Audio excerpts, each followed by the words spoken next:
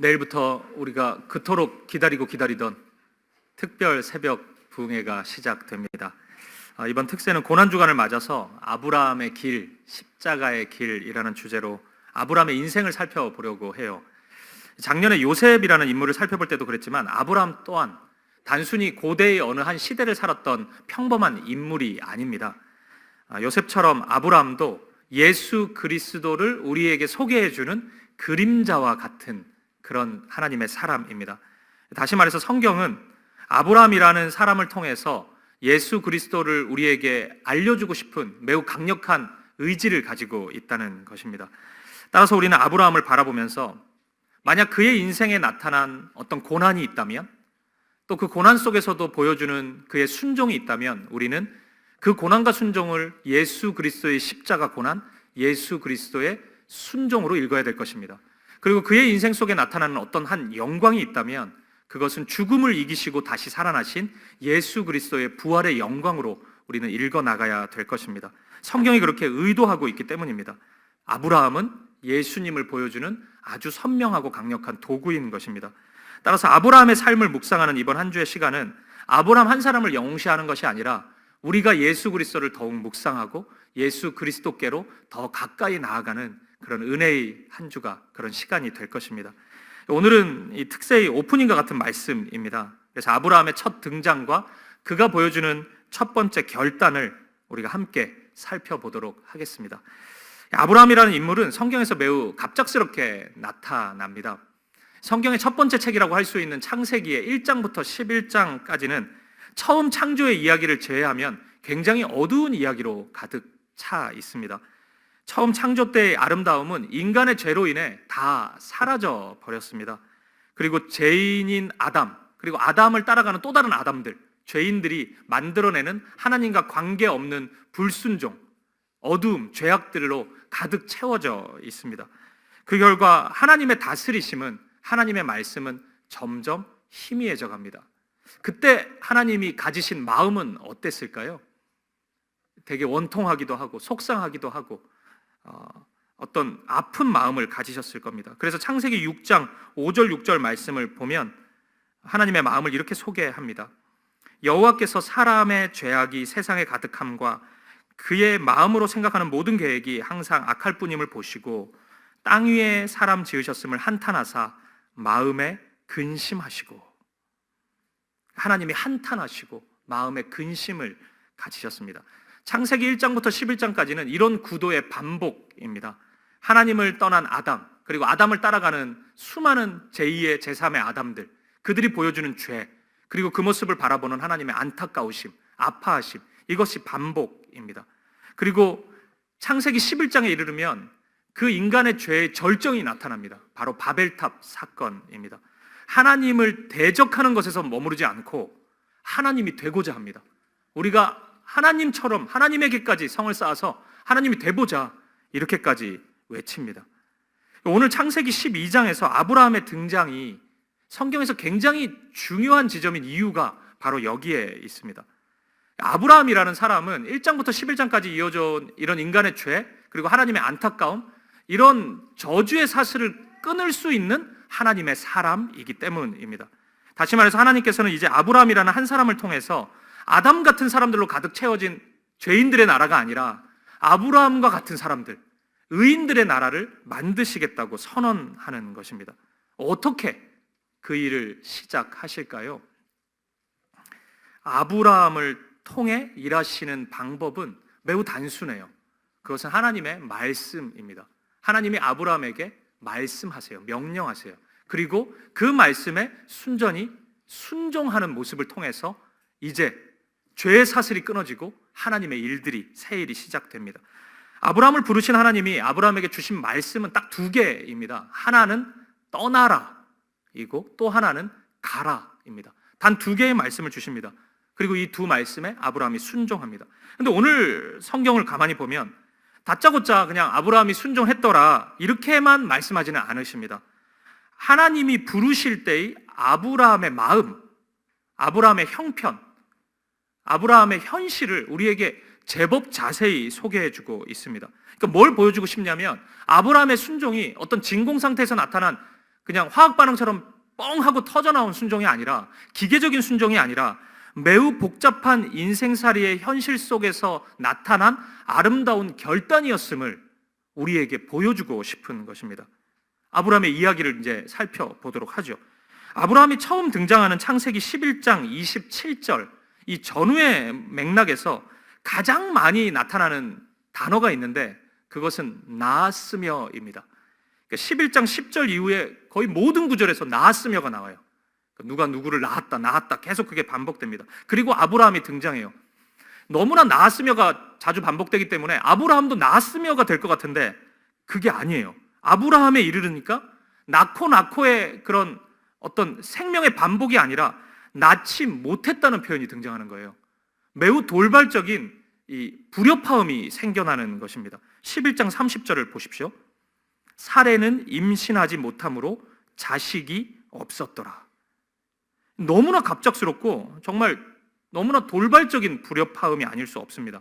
당시 형성되었던 이 북의 사회 속의 가부장적인 문화를 생각해 본다면 이런 한 가정의 불임은 삶의 모든 기득권을 포기할 수밖에 없는 절망이라고 할 수 있습니다. 그러니까 아브라함과 사라는 이런 절망적인 현실 속에서 갑작스럽게 성경에 등장하게 된 것입니다. 근데 여러분, 이것이 제가 오늘 설교에서 여러분과 나누고 싶은 첫 번째 은혜입니다. 아브라함과 사라가 부르심을 받는 순간이잖아요. 매우 역사적인 순간입니다. 창조 이후에 모든 죄 사슬을 끊어내시려는 하나님의 역사가 이제 시작되는 겁니다. 근데 그 부르심의 순간, 그 말씀이 임하는 순간 아브라함과 사라는 정말로 암울한 현실 속에 살아가고 있었다는 겁니다. 아브라함과 사라 부부는 아마도 모든 것을 잃어버렸다고 생각했을 것입니다. 그 어떤 소망도 보이지 않았을 것입니다. 주위를 둘러보면 이 낳고의 축제입니다. 향연입니다, 완전히. 그런데 본인만, 나만 낳지 못하고의 끔찍한 현실을 지금 걸어가고 있는 것입니다. 근데 여러분, 이런 경험은 우리도 이 땅의 삶을 살아갈 때 간혹 느껴지는 경험 아닙니까? 모두가 당연하다고 생각될 정도로 다 누리고 있는데 나만 그것을 누리지 못한다는 생각이 들 때가 있습니다.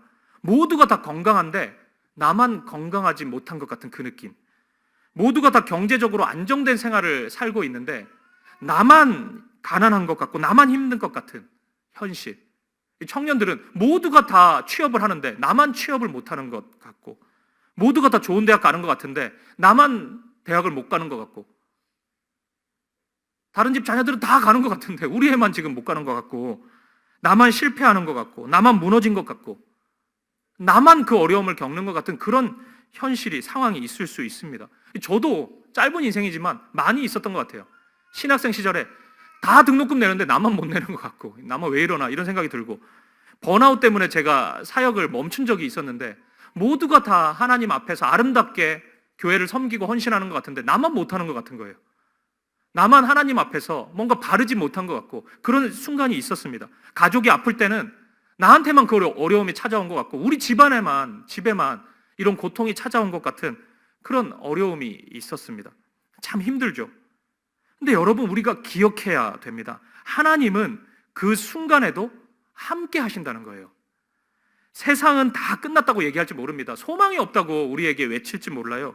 근데 하나님은 그런 우리의 처지에 아랑곳하지 않으시고 당신의 말씀을 부어주시고 당신의 일을 이루신다는 사실입니다. 보십시오. 아브라함의 주변은 온통 낳고의 축복으로 가득합니다. 아브라함만 낳지 못하더라예요. 아브라함에게만 고통이 찾아온 것 같아요. 근데 그 순간 아브라함에게만 하나님의 말씀이 임하잖아요. 그 순간 하나님의 역사는 아브라함을 통해서 나타나고 있지 않습니까?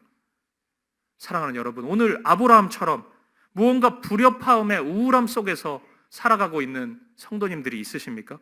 너무 절망하지 마십시오. 오히려 정신 똑바로 차리고 주님을 바라보십시오. 하나님의 말씀에 귀 기울이십시오.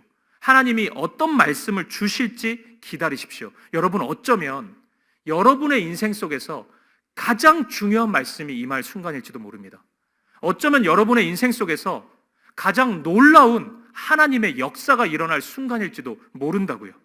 하나님이 상상하지도 못하는 일을 계획하고 준비하고 계실지도 모릅니다. 그 하나님을 바라보십시오. 그 하나님을 믿음으로 소망하고 그 하나님 앞에 머무는 저와 여러분 되시기를 간절히 축복합니다. 그리고 두 번째입니다. 더욱 놀라운 사실이 하나 더 있습니다. 그것은 아브라함의 이러한 어두운 현실이 오히려 하나님을 더욱 바라보는 계기, 하나님의 말씀에 순종하는 계기가 되었다는 사실입니다. 말씀드린 것처럼 하나님이 아브라함에게 주신 명령은 두 가지입니다. 떠나라, 그리고 가라. 이거 두 가지입니다. 어디를 떠나라는 겁니까? 갑자기 어디를 떠나요? 본문 1절 말씀을 다시 보십시오. 여호와께서 아브라함에게 이르시되 너는 너의 고향과 친척과 아버지의 집을 떠나 내가 내게 보여줄 땅으로 가라. 아멘. 고향과 친척과 아버지의 집을 떠나라고 합니다. 본토 친척 아비 집을 떠나라는 겁니다. 그러니까 이 말씀은 오늘 현대의 기준으로 바라보면 안 됩니다. 집을 떠나라 이런 뭐 독립하라는 얘기인가? 우리 뭐 다 독립하는데 뭐 나도 하는데 이게 뭐 어려워 이렇게 생각할 수 있지만 이 당시의 고대의 문화를 생각해 보면 증조 할아버지를 우두머리로 삼아서 이 가부장적 사회에서 모든 축복과 모든 일들이 다 이 가정 안에서 이루어지고 있단 말이에요. 근데 거기를 떠난다는 것은 현실 속에 있는 기대를 다 저버릴 수밖에 없는 겁니다. 내가 소망하고 꿈꾸는 모든 것을 다 포기하라는 요구처럼 들린다고요. 여러분, 어느 누가 이런 말씀에 즉각적으로 예라고 대답할 수 있겠습니까? 예를 들어서 내가 10년 동안 공부했던 뭐가 있는데, 아니면 노력했던 결과물이 있는데 그걸 내려놓으라고 하나님이 하신다면 예라고 대답할 수 있겠습니까? 여러분이 평생 동안 모은 재산을 하나님이 내려놓으라고 얘기하시면 그 예라고 대답할 수 있겠습니까? 아무도 지금 반응을 보이지 않고 있지 않습니까? 내가 쌓아놨던 그런 명예, 이 세상의 어떤 포지션, 권력 이런 것을 느닷없이 내려놓으라고 하시면은 예라고 대답할 수 있겠습니까? 하나님, 이 무슨 그런 소리 하십니까? 뭘 대단한 걸 하실지는 내가 모르겠는데 나 그 관심은 없고 이걸 빼앗아가면 안 됩니다. 우리 그렇게 반응하지 않겠습니까?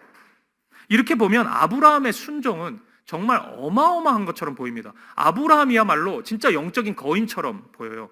근데 저는 이 부분에서 우리가 첫 번째로 살펴보았던 아브라함의 현실에 주목합니다.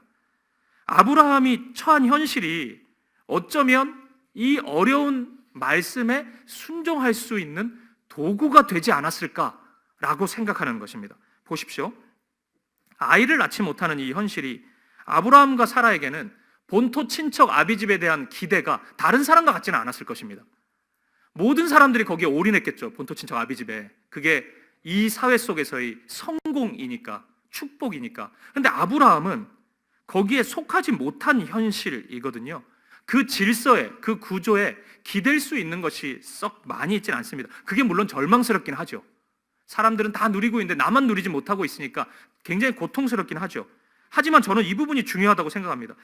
때때로 우리에게 찾아온 그런 고난이, 어려움이 우리가 하나님의 말씀에 주목하고 하나님의 말씀에 순종하는데 충분한 도구가 될 수 있다는 것입니다. 제가 요 근래에 깊이 깨닫게 되는 것이 바로 이겁니다. 그러니까 내 힘으로 할 수 없는 일들이 있잖아요. 뭐 그래도 자꾸 막 해보려고 하는데 이게 금방 판단이 되잖아요. 이건 안 된다, 내가 뭘 해도. 그럴 때 묘하게 평안이 찾아오더라고요. 반대로 내가 뭘 할 수 있는 부분에 있어서는 그럼 내가 열심히 하면 되잖아요. 근데 굉장히 좀 복잡하다는 생각이 들어요.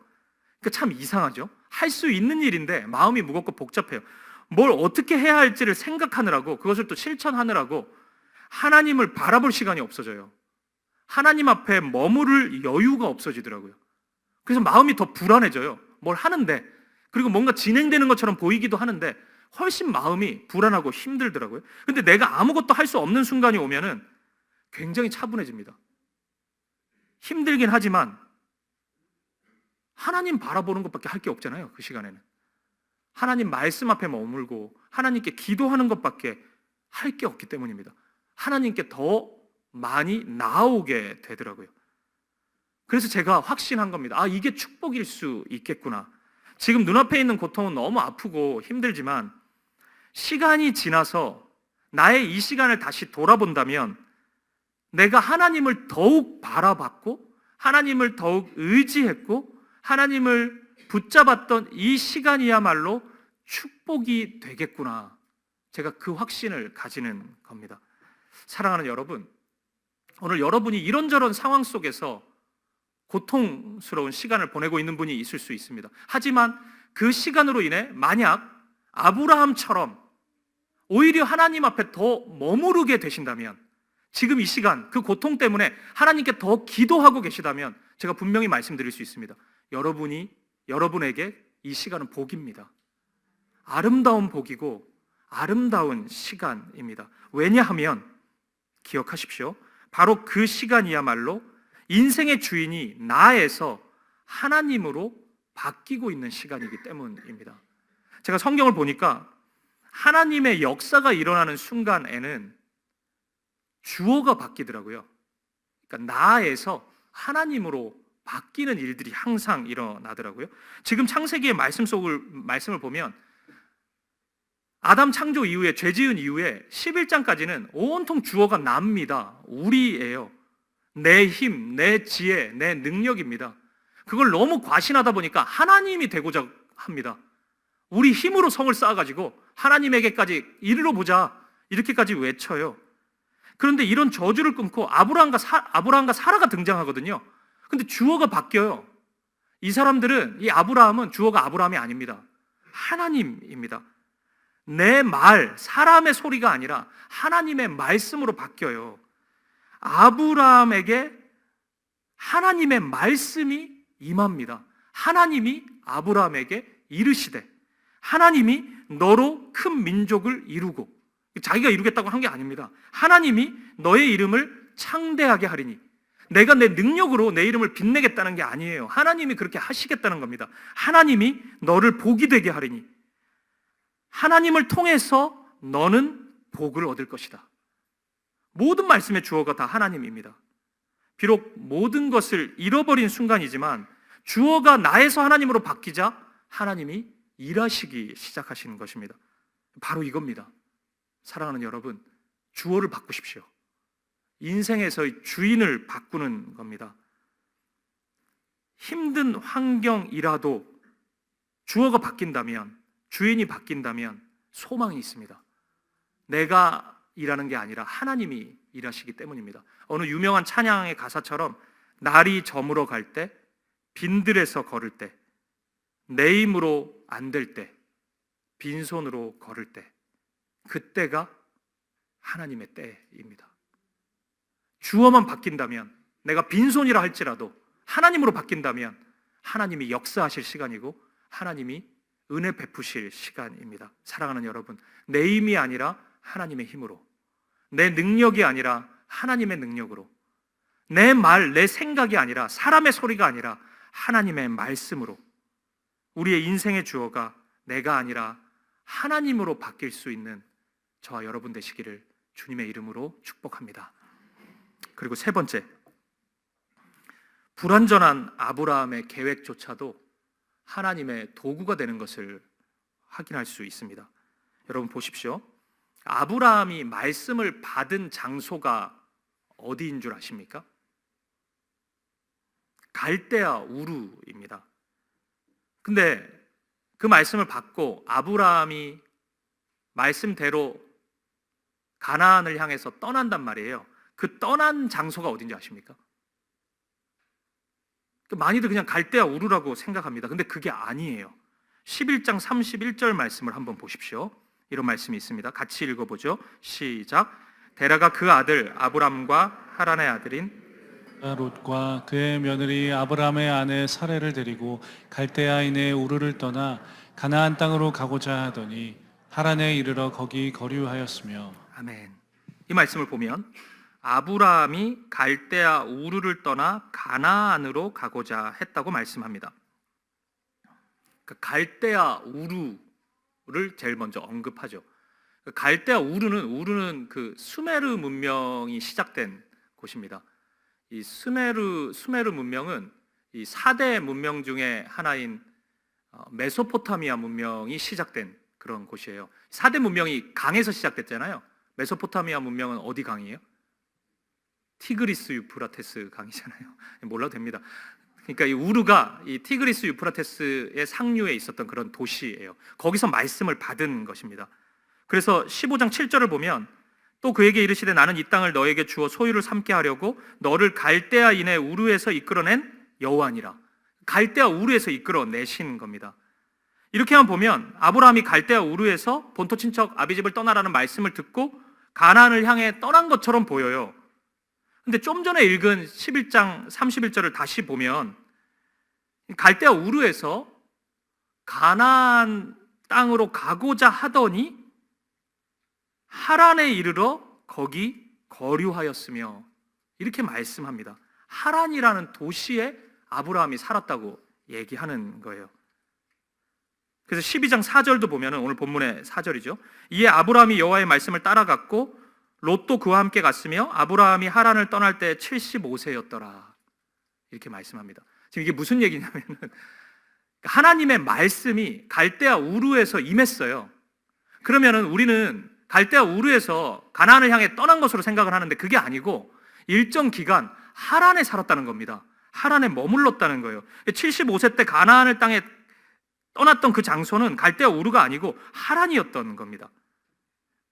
그러니까 하란이 시리아의 북부 도시인데 본래 하란이라는 이름은 아브라함의 남동생의 이름입니다. 롯 있잖아요, 조카.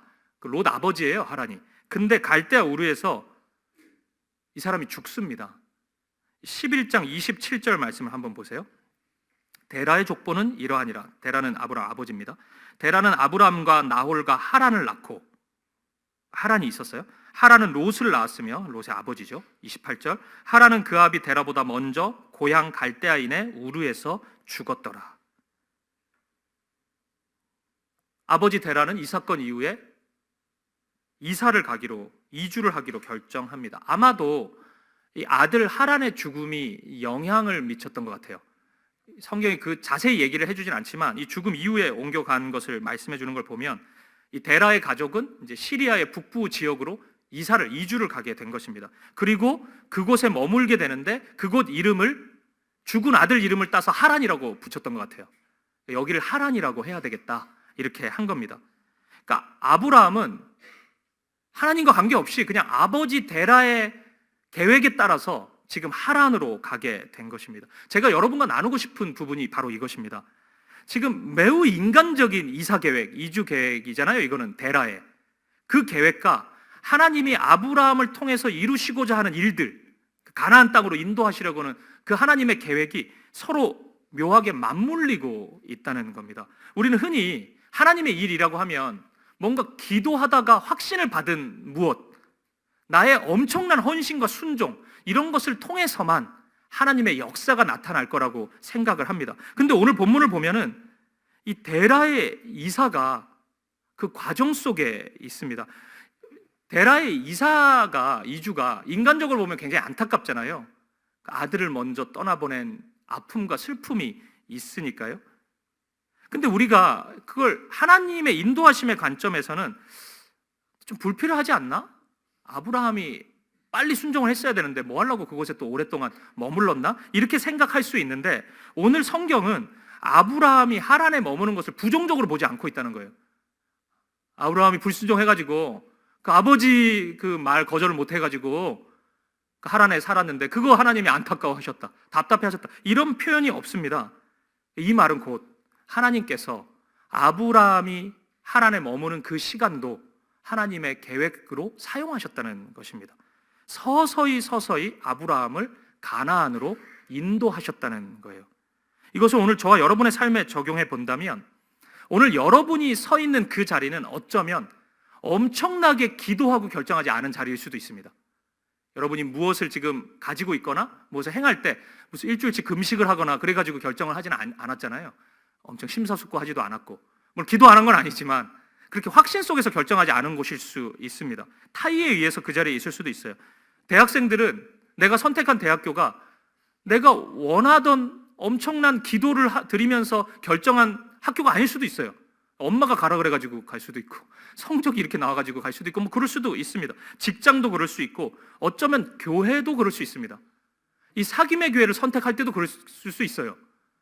어떤 분들은 매우 소수의 분들인데 하나님의 엄청난 확신 속에서 이 자리에 오신 분들도 있습니다. 하지만 대다수는 그러지 않으시잖아요. 뭐 지하철역에서 가깝던데 뭐 아니면은 뭐 분당우리 교회에서 분립됐으니까 그래도 믿을만 하지 않나? 뭐 그래서 결정하신 분도 있고, 담임 목사님이 잘생겼던데 뭐 이런 분은 없어요. 매우 인간적인 결정일 수 있잖아요. 뭐 그런 이유들로 생각해 본다면, 뭐 그게 하나님의 엄청난 사인이고, 지하철역 바로 앞에 있다는 게 뭐 사인은 아니잖아요, 하나님의. 그러니까 엄청나게 심사숙고하고 결정하지 않을 수도 있습니다. 그런데 이런 것 또한 하나님의 도구가 될 수 있다는 것입니다. 하나님이 하나하나 하나님의 계획을 이루시는 통로로 사용할 수 있다는 거예요. 제가 일전에 그 중세 아주 위대한 신학자인 어거스틴 이야기를 드린 적이 있습니다. 이 어거스틴은 어릴 때부터 거의 천재였습니다. 그래서 일찍 유학을 했고 어린 나이에 학위를 받았습니다. 근데 인생의 방향이 뚜렷하지 못했어요. 그래서 공부는 잘했지만 성과는 많았지만 방탕한 삶을 살아갑니다. 그런데 하나님의 강권하심 때문에 예수 그리스도를 만나게 돼요. 영접하게 됩니다. 그리고 그가 했던 이야기가 이집션 골드라는 표현입니다. 이게 그 이집트의 금이라는 얘기잖아요.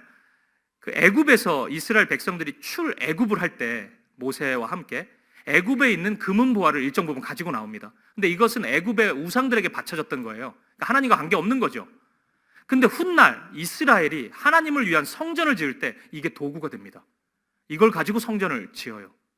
그러니까 하나님과 관계없는 것이었는데 하나님 앞에서 하나님의 도구가 됐다는 그런 단어가 될 수 있겠죠.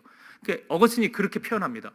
내가 가지고 있던 많은 것들, 내가 공부했던 성과들, 그런 거 다 내 영광을 위해서, 그냥 내 유익을 위해서 그냥 했던 건데, 하나님과 진짜 관계없는 것들이었는데 하나님 안으로 들어와 보니까 이 모든 것이 버릴 것이 아니라 하나님의 도구가 되는구나. 그래서 자신의 인생을 이집션 골드라고 그렇게 표현합니다. 사랑하는 여러분, 때때로 우리의 환경과 상황이 내가 계획하지 않은 곳으로 우리를 인도할 때도 있습니다. 그럴 때 여러분 너무 당황하지 마십시오.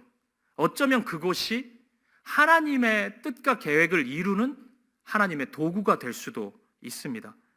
내가 그리 심사숙고하지 않은 지금이라고 할지라도 우리가 그곳에서 이곳의 주인이 하나님이심을 인정하고 주어를 내가 아니라 나를 부인하고 나를 포기하고 하나님으로 바꾸기 시작한다면 하나님은 반드시 그곳에서도 하나님의 뜻과 계획을 온전히 이루어 가실 것입니다.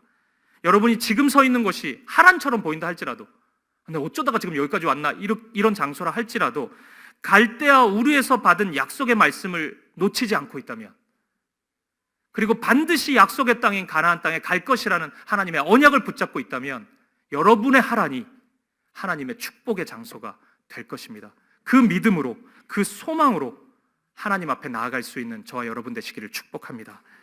말씀을 마무리하겠습니다. 다시 오늘 본문 1절 말씀을 보십시오.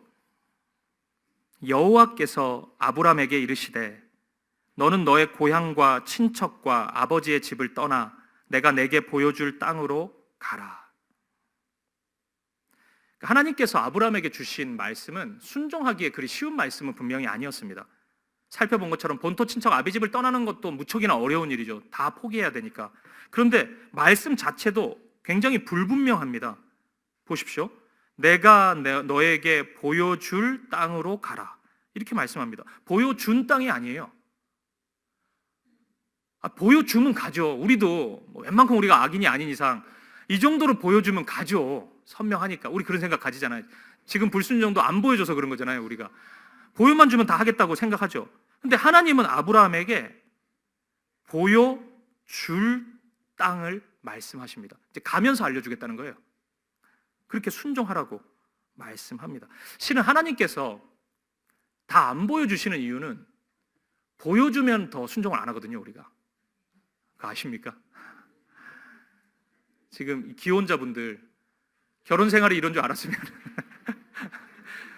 두려웠지 않겠습니까? 저도 개척이 이런 줄 알았으면 선뜻 결정을 못했을 것 같아요. 모르니까 하는 거거든요. 그냥 소망 가운데 그냥 하는 거죠.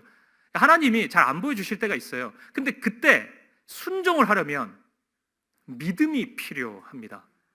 그러니까 아브라함이 순종할 수 있었던 이유는 믿음이 있었기 때문입니다. 하나님을 향한 믿음, 말씀을 향한 믿음이 있었기 때문에 아브라함은 순종했던 거예요. 그래서 신약 성경의 히브리서 말씀을 보면 히브리서 11장이 이 믿음장이거든요. 그때 아브라함의 이야기를 많이 하는데 이렇게 해설합니다. 11장 8절.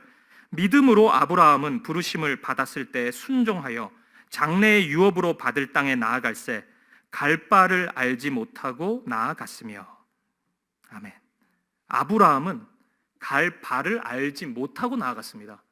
알았던 게 아니에요. 거기가 어딘지를 몰라요. 무슨 일이 일어날지 모릅니다. 어떻게 그럴 수 있었냐고요? 믿음으로 아브라함은 나아갈 수 있었습니다. 그리고 오늘 본문 4절을 보면 12장 4절을 보면 이 믿음 때문에 아브라함이 보여준 게 있죠. 이에 아브라함이 여호와의 말씀을 따라갔고, 말씀 따라가는 거 쉬운 거 아니죠. 하지만 믿음으로 따라갔던 것입니다. 사랑하는 여러분, 믿음으로 일어서십시오. 비록 그곳이 불협화음의 소리가 가득한 현실이라 할지라도, 여러분, 불협화음이 끝나고 아름다운 하모니가 들릴 때 일어날 수 있는 거 아닙니다. 누가 일으켜 세워줘야지 일어나는 것도 아니에요. 믿음으로 일어서는 것입니다. 믿음으로 말씀을 따라가는 것입니다. 힘겨워도 믿음이 있으면 가능합니다. 믿음의 길을 선택해 보십시오. 믿음으로 일어설 수 있는 여러분, 믿음으로 말씀을 따라갈 수 있는 여러분 되시기를 축복합니다. 마지막으로 이 아브라함의 믿음을 너무나 아름답게 보여주는 마지막 본문의 장면 하나만 살펴보고 마무리하겠습니다. 오늘 본문 7절 8절 말씀입니다. 이 말씀 같이 한번 읽어보겠습니다. 시작. 여호와께서 아브라함에게 나타나 이르시되 그가 이 땅을 내 자손에게 주리라 하신지라. 자기에게 나타나신 여호와께 그가 그곳에서 제단을 쌓고 거기서 베델 동쪽 산으로 옮겨 장막을 치니 서쪽은 베델이요 동쪽은 아이라. 그가 그곳에서 여호와께 제단을 쌓고 여호와의 이름을 부르더니. 아멘. 길 떠난 아브라함이 어느 지점에 이르러서 제일 먼저 한 일은 하나님을 향한 예배였습니다. 믿음으로 하나님의 이름을 부릅니다. 아마도 흔들리지 않게 해달라고 간구했을 것이고 이 길을 끝까지 걸어갈 수 있도록 하나님의 은혜를 구했을 것입니다. 아브라함의 믿음은 아브라함의 순종을 만들었고 그 순종의 첫 시작은 하나님을 향한 예배였습니다. 아브라함이 지금 엄청난 일을 하는 게 아닙니다. 물론 시간이 흐르면서 그런 결단과 헌신들이 나타납니다. 하지만 지금 그런 거 할 수 있는 게 없습니다. 아브라함이 지금 뭘 해요? 첫 걸음은, 첫 시작은 예배입니다. 여러분, 바로 이겁니다. 예배를 통해 순종을 시작하는 것입니다. 뭘 대단한 걸 하나님이 여러분에게 요구하시는 게 아닙니다. 예배하는 자가 되는 것입니다. 저는 이번 특별 새벽 기도회를 준비하면서 이 한 주간의 우리 특별 새벽 기도회가 아브라함이 쌓았던 제단이 될 수 있기를 소망합니다. 우리의 첫 순종의 그런 시작, 첫 걸음이 될 수 있기를 바랍니다. 오늘 여러분이 서 있는 곳이 불협화음의 소리로 가득 찬 현실이라 할지라도, 뭔가 앞길이 선명히 보이지 않는 침침한 현실이라 할지라도 오늘 그 자리에서 예배해 보십시오. 하나님의 이름을 불러보십시오.